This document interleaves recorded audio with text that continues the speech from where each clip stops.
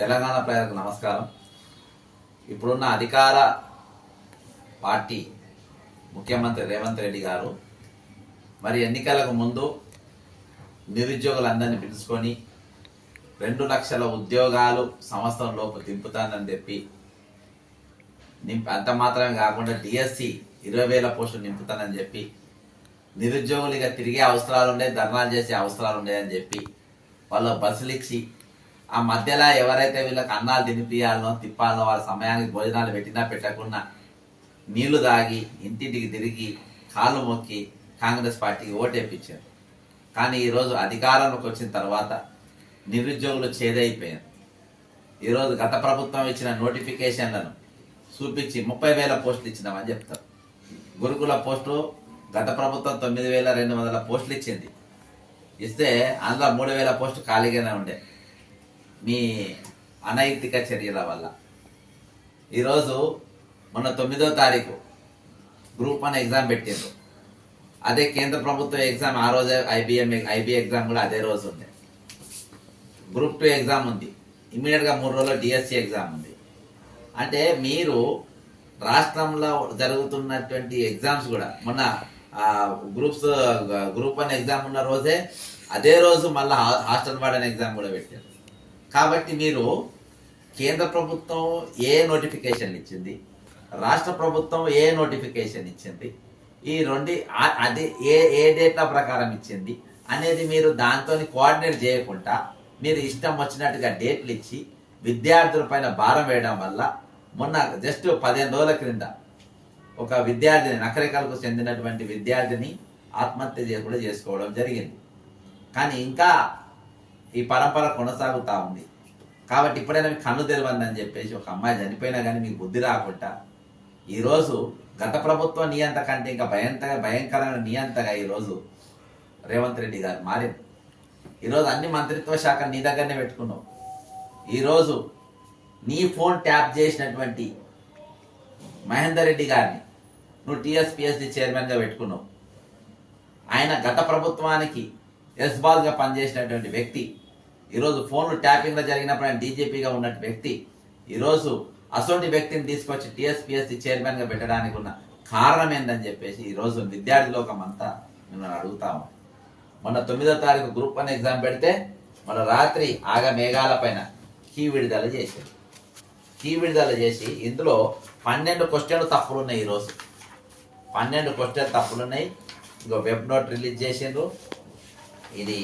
ఇది కీ విడుదల చేసిండ్రు, అందులోకి తీసేసిండ్రు. అందులో ఓఎంఆర్ షీట్లు పెట్టలేదు. ఈరోజు గజిబిజిగా ఉన్నది.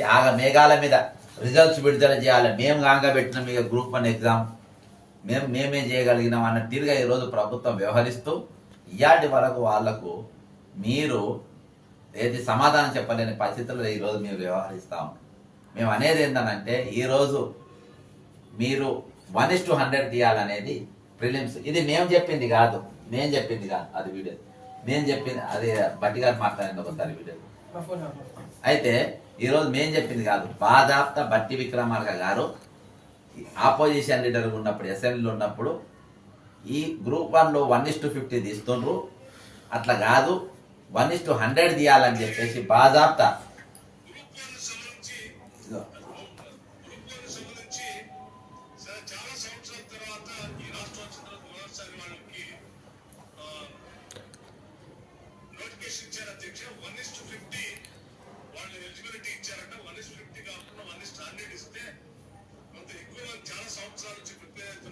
రైట్.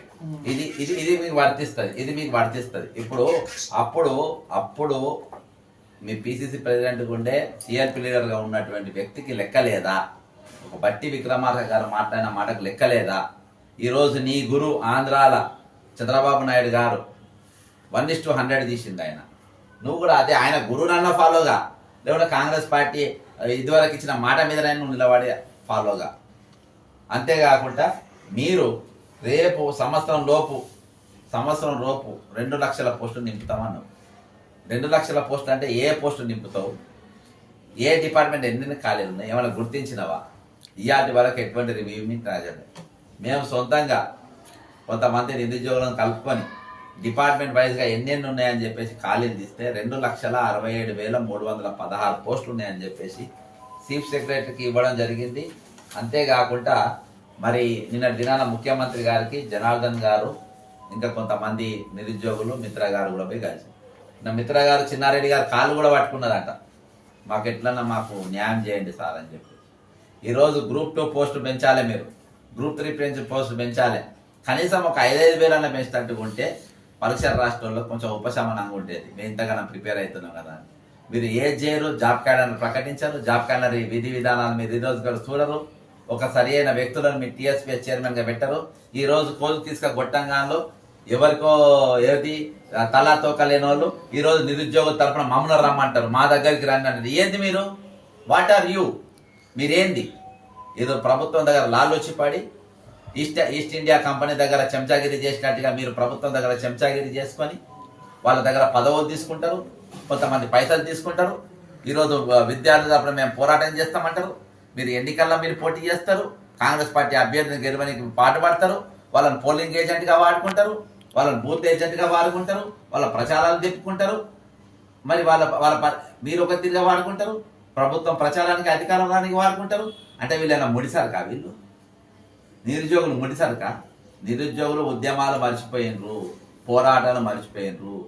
కాబట్టి మేము ఈ రోజు కొట్టాడి తెచ్చుకున్న తెలంగాణలో కొట్టాడి నౌకర్ని తెచ్చుకోవాలి, అడుక్కొని తెచ్చుకునేది లేదు అని చెప్పేసి ఈరోజు గ్రూప్ 3లో కూడా గ్రూప్ 2, గ్రూప్ 3ల వెంటనే పోస్టు పెంచాలి. మీరు ఖాళీలు ఎన్నున్నా చూడాలి.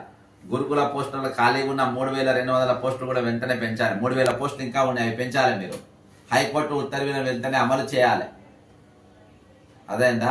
అంతేకాకుండా 1:100 ఏదైతే బట్టి గారు చెప్పిండ్రో 2 రోజుల రిజల్ట్ ఇయనికి ఉవ్విల్లూడుతున్న మీరు 1:100 పిలవాలని చెప్పేసి నేను కోరుకుంటా ఉన్నా. అంతేకాకుండా ఈరోజు మధ్యలో శిఖండిలతో కాదు, అసలు నిజంగా నిరుద్యోగులు ఎదుర్కొంటున్న సమస్యల పైన ముఖ్యమంత్రి గారు మీ దగ్గర విద్యాశాఖ ఉన్నది, అన్ని శాఖలు మీ దగ్గర ఉన్నాయి. ఈ రోజు డిఎస్సి టీచర్లు లేకుండా మీరు స్కూల్ స్టార్ట్ చేస్తున్నారు. ప్రైవేట్ స్కూల్లో ఆల్రెడీ క్లాసులు స్టార్ట్ అయిపోతున్నాయి, కానీ మీ దగ్గరనేమో టీచర్లు లేకుండా స్కూల్ చదవమంటున్నారు. గురుకులాలలో 3,000 మంది టీచర్లు లేకుండానే స్కూల్ నడిపించమని అంటున్నారు. ఈ రోజు చాలాని జీతాలతో వాళ్ళని నడిపించమంటున్నారు. ఈ రోజు గెస్ట్ ఫ్యాకల్టీ టీచర్లకు మీరు 2 నెలలు జీతాలు లేకుండా చదువు చెప్పమంటున్నారు.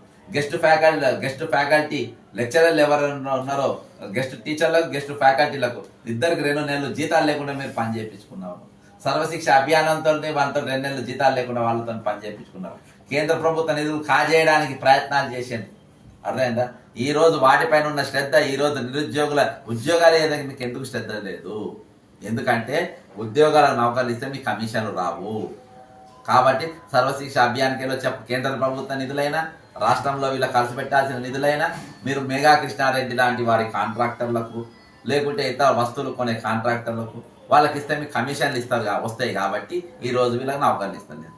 అందుకనే ఈ రోజు మేము నోటిఫికేషన్లో ఒక పెట్టుబడిని కరెక్ట్ టీఎస్పీఎస్ చైర్మన్ కరెక్ట్ మనిషిని పెట్టుకున్నావు. నువ్వు ఏది పెట్టమంటే అది పెట్టుకుంటావు. కొంచెం ఎటువంటి నాలెడ్జ్ ఉండాలో అటువంటి నాలెడ్జ్ ఉన్న వ్యక్తిని ఈ రోజు నువ్వు పెట్టుకున్నావు. నోటిఫికేషన్లో పెట్టుండే కింద మెగా కృష్ణారెడ్డి 10% మీకు ఏవైతే ఇస్తుండ్రో కాంట్రాక్ట్ 7,000 కోట్ల రూపాయలు దళిత రైతు బంధు పైసలు తీసుకున్న వాళ్ళు ఏ కమిషన్ మీకు ఇచ్చిండ్రో, రేపు అందరూ బిల్లులు పాస్ చేసిన బిల్లు ఎంత ఇస్తుండ్రో, రేపు ప్రభుత్వ ఉద్యోగాలు వచ్చిన వాళ్ళు కూడా కమిషన్ మాకు ఇవ్వాలి అని చెప్పి నోటిఫికేషన్లో పెట్టుండ్రి. అదే ఆ ట్యాక్స్, బి ట్యాక్స్, సి ట్యాక్స్లు, ఆ ట్యాక్స్ నిరుద్యోగులు కూడా కడతారు. కొత్త విధానం మొదలు పెట్టింది మీరంతా. మీరు ఎటువంటి ప్రభుత్వమో ఈరోజు తెలుస్తుంది. మొన్నటిదాకా దండుపాలెం గ్యాంగ్ ప్రభుత్వంతో మేము ఏలుకున్నాము, ఈరోజు చెడ్డీ గ్యాంగ్ ప్రభుత్వం దిగింది మా మీద.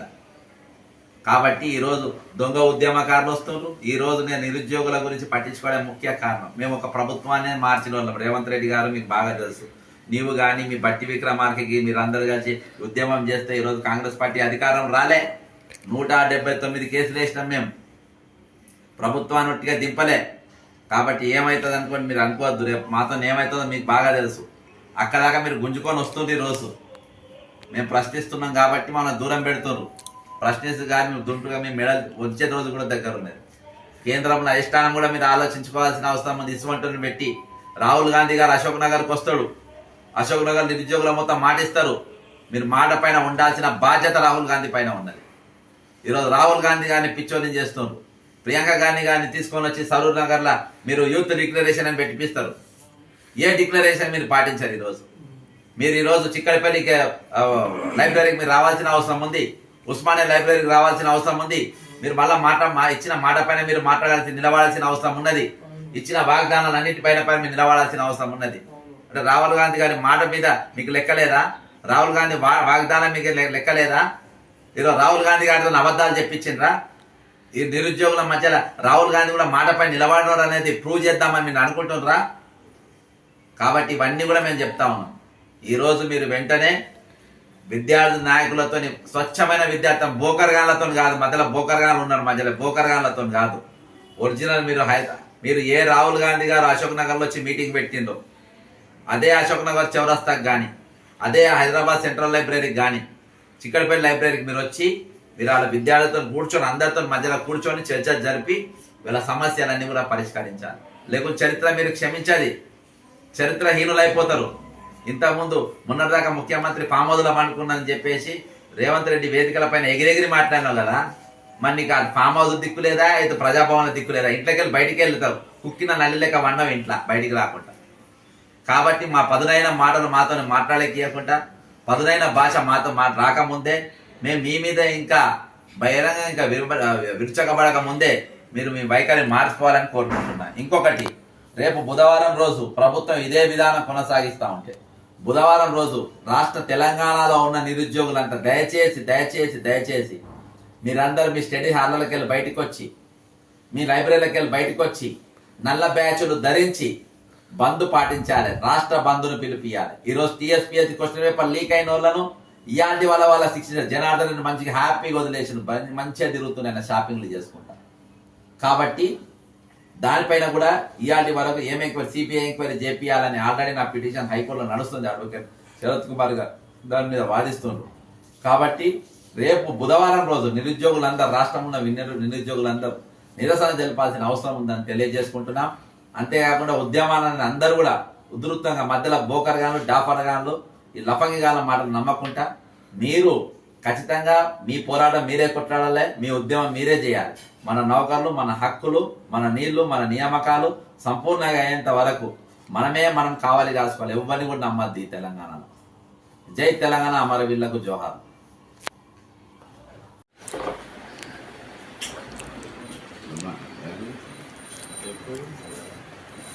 నిరుద్యోగులు అది పోస్ట్ పెంచమని చెప్పేసి అయినా సీఎం ఇంటికైనా చెప్పండి.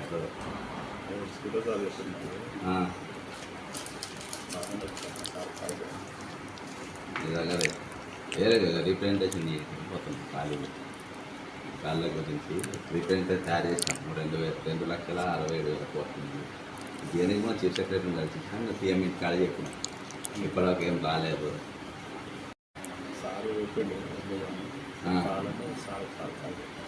మాట్లాడు, నగలు లేదు ఫోన్ కాదు, మీరే మాట్లాడండి.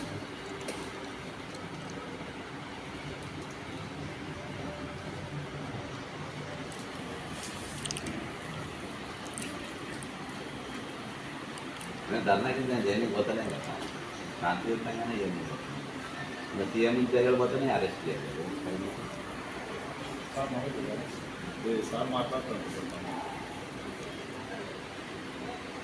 సార్ నమస్కారం సార్. ఏం ధర్నాకి ఏం లేదు సార్. నా సీఎం ఇంటికాడికి కూడా పోయినాము. ఇవాళ సచివాలయంలో జస్ట్ ఖాళీలు ఉన్నాయి, 2,60,60,000 పోస్టులు మేము తీసినాము. అవి నింపాలని, ఖాళీలు గ్రూప్ 2, గ్రూప్ 3 పెంచాలని చెప్పేసి శాంతియుతంగానే మేనిఫెస్టోలో పెట్టిన తిరిగి డిఎస్సి పెట్టాలి.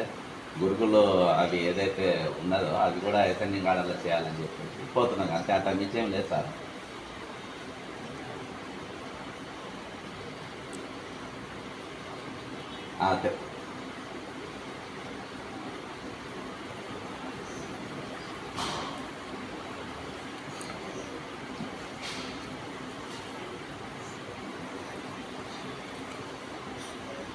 అవునవును సార్, చిన్నరాజు గారు పెద్దరాజు. అవునవునవును, గుట్టలే sir. Sir sir sir sir ఇప్పుడు పోనీయాలి సార్ బయటికి.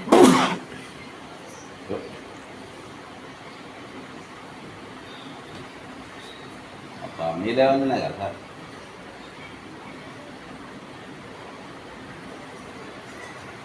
సార్ సార్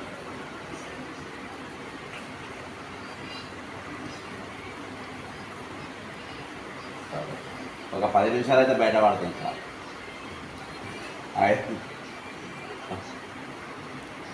రియల్ 15 నిమిషాలు.